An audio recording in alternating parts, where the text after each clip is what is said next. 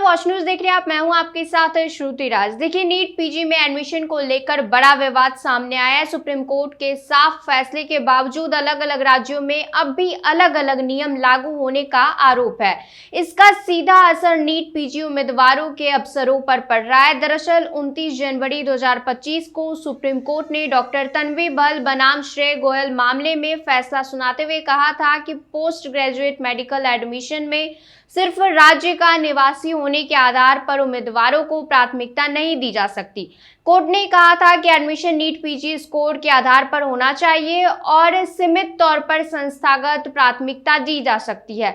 यानी अगर किसी छात्र ने किसी खास मेडिकल कॉलेज से एमबीबीएस किया है तो उसे उस संस्थान के आधार पर सीमित प्राथमिकता मिल सकती है, लेकिन सिर्फ डोमिसाइल या राज्य का निवासी होने के आधार पर प्राथमिकता देना स्वीकार्य नहीं माना गया। लेकिन अब सवाल उठ रहा है कि सुप्रीम कोर्ट के फैसले के 1 साल से ज्यादा समय बाद भी राज्यों में नियम एक जैसे क्यों नहीं है।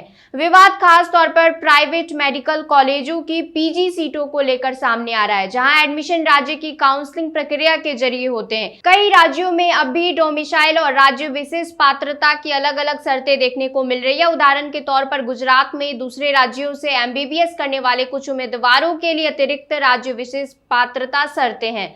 महाराष्ट्र में भी राज्य से बाहर एमबीबीएस करने वाले केवल कुछ खास डोमिसाइल वाले उम्मीदवारों को आवेदन की अनुमति दी जाती है।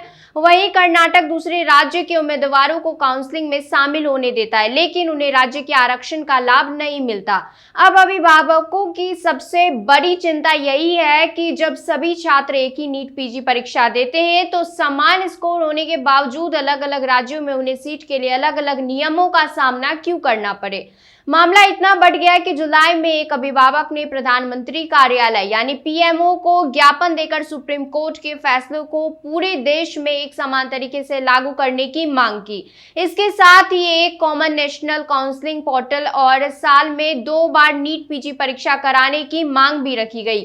अभिभावकों का कहना है कि अलग अलग राज्यों की काउंसलिंग में आवेदन करने से छात्रों का खर्चा भी बढ़ता है। अलग अलग रजिस्ट्रेशन, अलग समय सीमा और सिक्योरिटी डिपॉजिट जैसी प्रक्रियाओं से उम्मीदवारों पर अतिरिक्त आर्थिक बोझ पड़ता है। वहीं राष्ट्रीय चिकित्सा आयोग यानी एनएमसी की ओर से कहा गया है कि राज्य कोटे में डोमिसाइल या निवास आधारित आरक्षण राज्यों के अधिकार क्षेत्र का मामला है। शिकायतकर्ता को संबंधित राज्य या केंद्र शासित प्रदेश से संपर्क करने की सलाह दी गई है। अब बड़ा सवाल यही है, जब नीट पीजी पूरे देश में एक ही परीक्षा है तो क्या पीजी मेडिकल सीटों के लिए नियम भी पूरे देश में एक जैसे होने चाहिए। अभिभावक चाहते हैं कि सुप्रीम कोर्ट के फैसले को स्पष्ट रूप से लागू किया जाए और छात्रों को बिना राज्य की सीमाओं के समान अवसर मिले।